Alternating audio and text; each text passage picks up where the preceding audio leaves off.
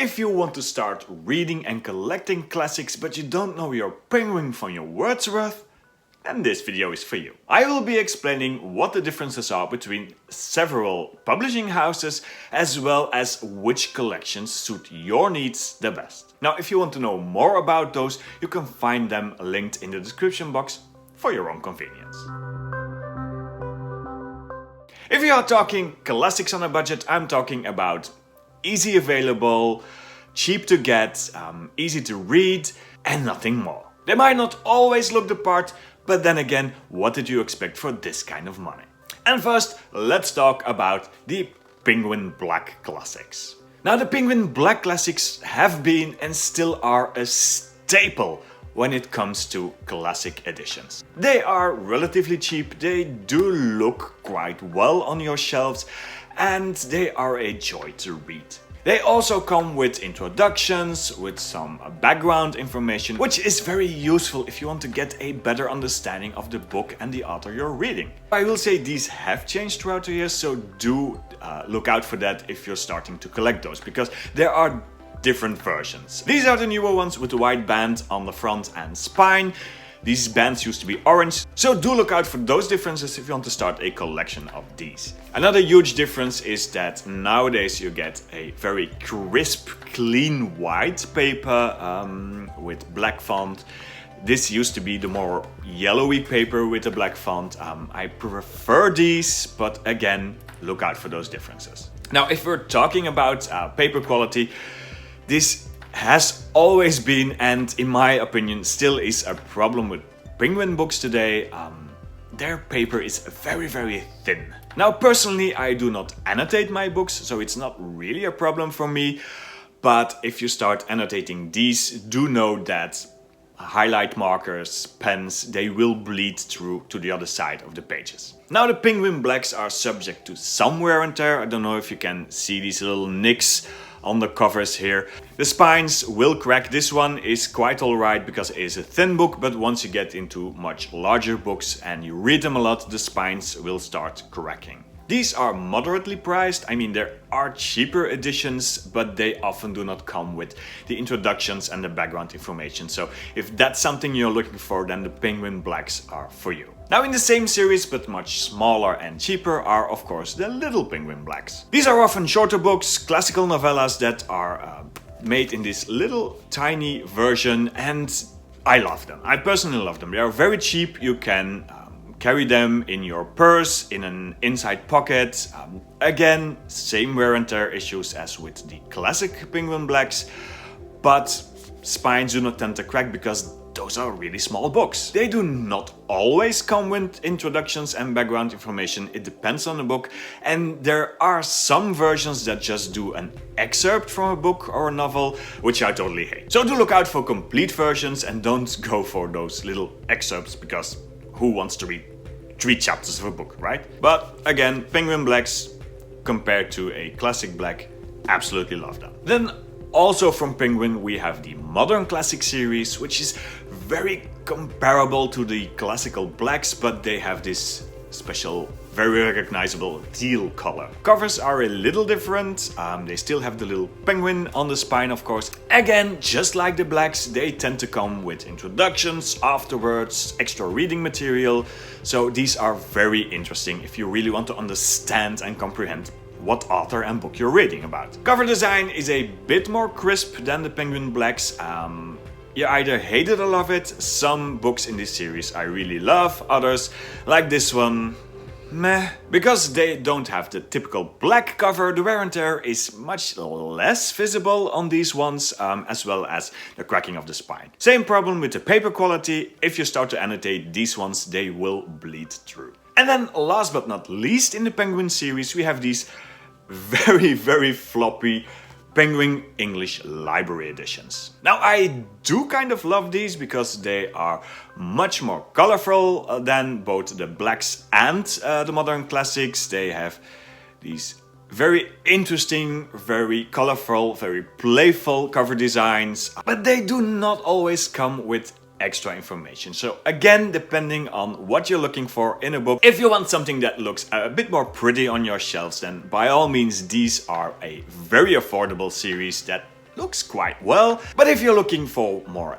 in-depth information, background reading, things like that, then these might not be your best choice. So all in all, Penguin does quite deliver on the Classics on a Budget series because they have plenty to choose from. But of course, they are not the only publisher out there, because the Wordsworth classics definitely deserve a mention here as well. These books got me through university. They are not just a bit cheaper than their Penguin counterparts, but they come with a massive amount of extra information, background information, forwards, afterwards, you name it, Wordsworth's got your back. Now, I mostly own the older versions. Again, they have updated these classical editions. The paper is now much wider than it used to be. There are differences in cover design, and I will say I do prefer the older ones to the newer ones. So again, if you start collecting these, do look out for these differences, because you want your books in your collection to be all the same. Now, these are very comparable to the Penguin Blacks.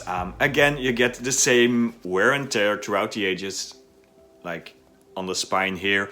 Again, if you look at this one, the spine does crack if you start reading it a lot. Paper quality is a bit better than Penguin, so these are better if you just annotate with like a pencil or a pen. Again, highlight markers, gel pens, things like that, I'm not sure that they would not bleed through. So do be careful if you start annotating these older ones as well. Again, design-wise, I do prefer Penguin, but when it comes to actual content, complete, unabridged novels with extra information for you to read and to study and to learn, then I would absolutely go with Wordsworth. And I will say, if you're looking for material to study and that extra information, afterwards, forwards, introductions, you name it, then do have a look at local university presses, do have a look at the books that English lit students in your country use, because they often have very, very good study material as well.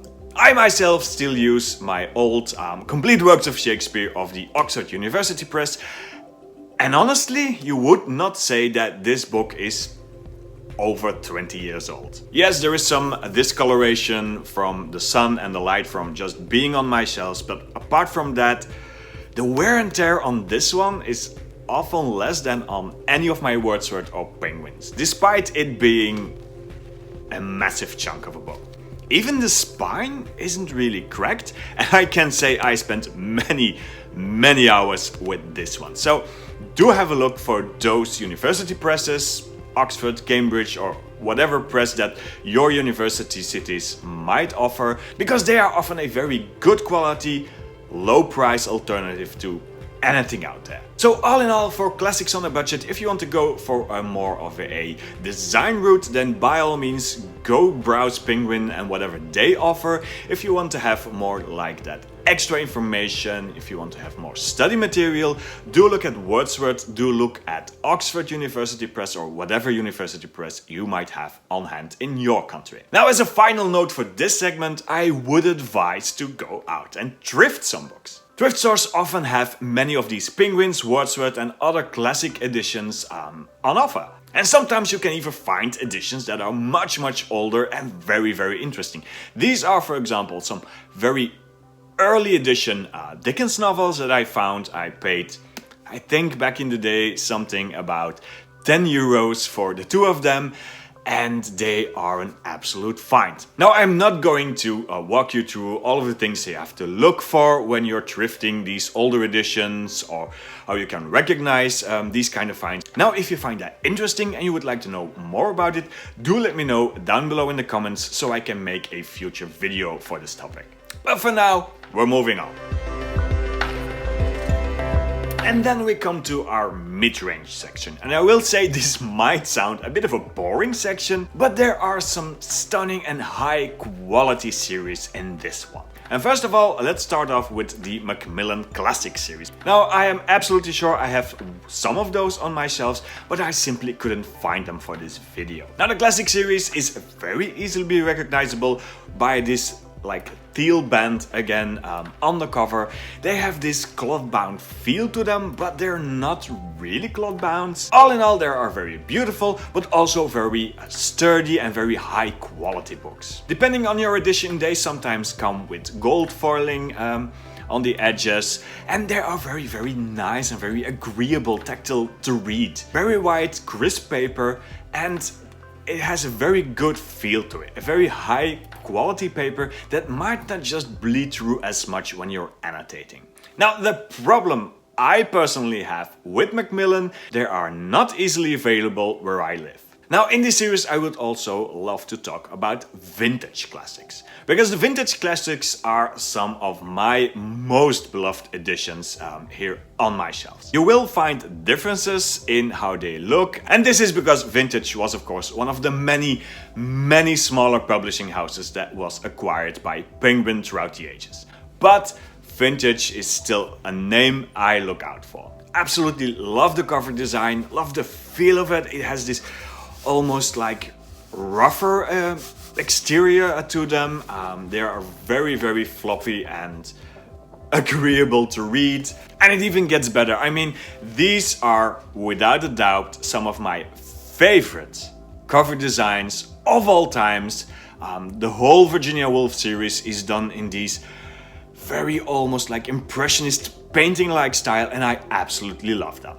They have quotes on the back, they come with these French flaps and gorgeous inner paper as well, which is something you don't always see with paperbacks. The font is sometimes a bit smaller with these ones, but they also have these little quirky changes in font when they are printing the title or the author. They do come with some extra information like a foreword or an afterthought, but again, this is a Penguin-based company, so it is not a focal point for them. Still, if you want something that is affordable, that is very agreeable to read, and that actually looks good, then vintage classics is definitely something you should look out for. And this is also a great segment to look for those indie publishing houses, indie presses, and specialized presses. This, for example, is an edition of I Know Why the Caged Bird Sings by Maya Angelou from Virago Press, and Virago is one of those publishing houses that is specialized in books that are written by women. Excellent font for reading,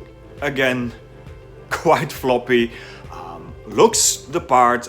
These are your staples, these are your bread and butter of everyday mid-range classics that are actually very good to read. That will actually look the part on your shelves as well. So as a summary for the mid-range section, again, if you're looking for more of a design route, by all means go look at Penguin, go look at vintage, because they offer some really chef's kiss designs. But if you want that extra information, Macmillan is definitely a very good choice. Also, don't overlook your local or specialized indie presses, because they sometimes offer some excellent editions as well. But now, it is time to spend some money.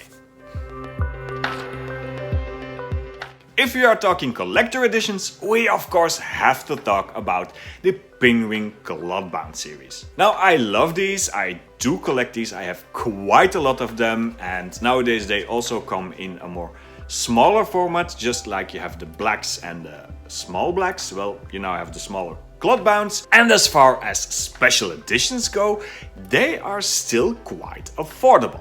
They always come in a hardback format.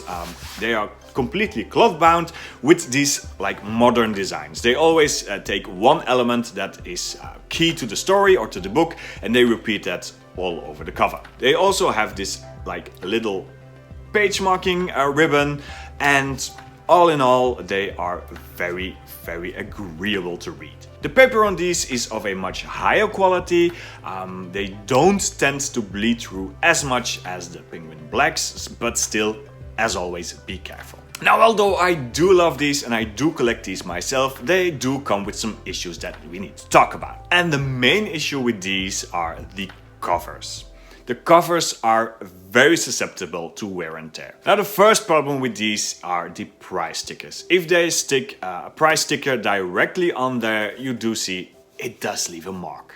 Now, they have solved this problem by now incorporating these like cardboard flaps that go around the book with the price on them, so you don't have to stick the price directly on there anymore, but still do know that these covers are very fragile. If you tend to read these books a lot, if you tend to leave them out on a shelf that has direct sunlight, they will deteriorate. The text and print on there will start to wear down, will start to smudge, vanish.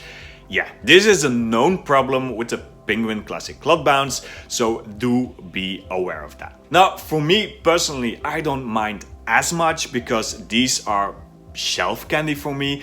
My whole collection of Clothbounds is somewhere in my bedroom, away from direct sunlight, and I do have most of these books in a paperback edition, and I read the paperbacks. So I would say these are ideal when it comes to collecting, but far from ideal when it comes to reading. Now, a bit more sturdy and often equally beautiful are these Puffins. Puffins originally was a children's literature publishing house, again, was acquired by Penguin throughout the ages, and they have these gorgeous, again, cloth-bound versions of classical children's books. The design on these ones is often more intricate, it has this like shine to it, still completely cloth-bound.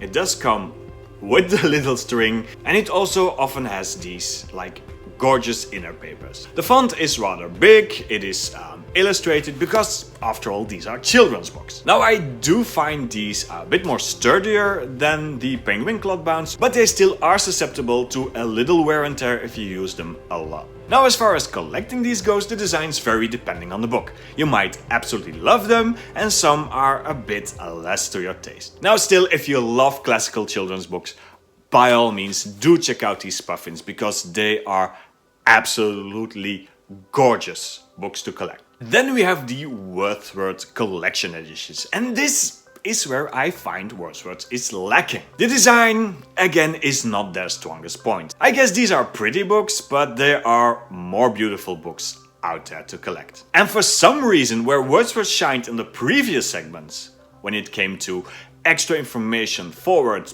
afterward, thoughts, you name it, the collector's editions don't seem to have all those extras anymore. They are a bit smaller than most hardbacks or even paperbacks. They are quite sturdy. They don't have that wear and tear that most clothbounds have, because these are a bit of a hybrid. It does feel like a clothbound, but the illustration clearly isn't. They don't have the ribbon, the inner pages are nothing special. So yeah, Wordsworth collector's editions, you either love them or hate them. Personally, I don't really love them. Now, as far as book collecting goes, if you want like a uniform looking collection, then by all means go with one of the larger publishing houses, like a Puffin, a Penguin, or a Wordsworth. However, if you're just looking for some gorgeous editions of singular books, then I would not go for one of the big names. Take this series from Rockpoint, for example. They have many classical editions. There's Jane Austen, there's Sherlock Holmes, and there's Edgar Allan Poe. And these books are absolutely gorgeous. They come with an embossed like cover design that really feels like you're holding a proper book. They have gorgeous insides. I mean, look at that. And even reading the book feels like everything you want from a very deluxe edition of any book. And it gets even better. I mean, even Barnes & Noble, which is not normally a name I go for. But look at this collection of Jules Verne's stories. I mean, you want to have this on your shelf. I mean, look at this cover. And it's not just the cover, it has like gorgeous maps on the inside, it has the gold edges. Again, the little ribbon. This book is an absolute beauty. It has illustrations, it has introductions, afterthoughts, everything you could want in one gorgeous package. And then last but not least, if you know me, if you've been following me for a while, you are probably wondering, where's Gatsby? Well, here's Gatsby. This version is absolutely one of the most favorite books that I own. Although a modern version, it has that old-timey book feeling with those ridges. On the back, it is fully leather-bound. It has gorgeous, gorgeous cover design. On both sides, Again, gold pages, the ribbon, and I mean, look at this. This is what I call a deluxe edition. It has a big font, it is an absolute joy to read, and this one in particular is one by, let me have a look, Canterbury Classics, which are somehow based in San Diego. So yeah, do look out for those absolutely gorgeous editions, because there are many to choose from. And now I want to hear from you. Are you primarily a reader or are you a collector? Maybe both? What are some of your favorite editions? Let us know down below in the comments so we can revel about books some more. If you found this video interesting, do leave it a like, and if you want to know even more about starting to read classics, then by all means, do check out this video.